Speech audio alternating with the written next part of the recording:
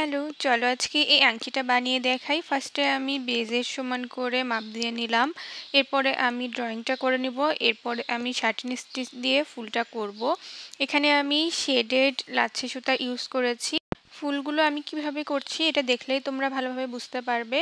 আর যখন সুতার কাজ হয়ে যাবে, যখন আমি কেটে ফেলবো, তখন পিছনে আমি যেভাবে দেখালাম ওইভাবে গিট্টু দিয়ে নিব। তারপরে আমি কলি করে নিলাম। এখন আমি ডাল করে নিব। ডালের জন্যে আমি ডাল ফোর ইউজ করছি।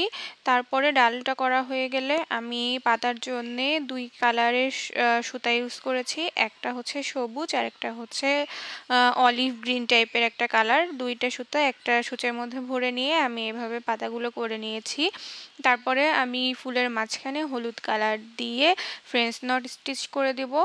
তারপরে এটা যখন আমার করা হয়ে যাবে তখন আমি এই ফ্রেমটা খুলে ফেলবো। খুলে ফেলে চারপাশের থেকে একটু কাপড় রেখে আমি কেটে নিয়ে এরকম করে চারপাশ থেকে একটু একটু করে কেটে নিব, যাতে আমার এটা আঠার সাথে বেজের সাথে লাগাতে সুবিধা হয়। তারপরে এটা শুকিয়ে গেলে আমি B6000 গ্লু দিয়ে এটাকে লাগিয়ে দিব।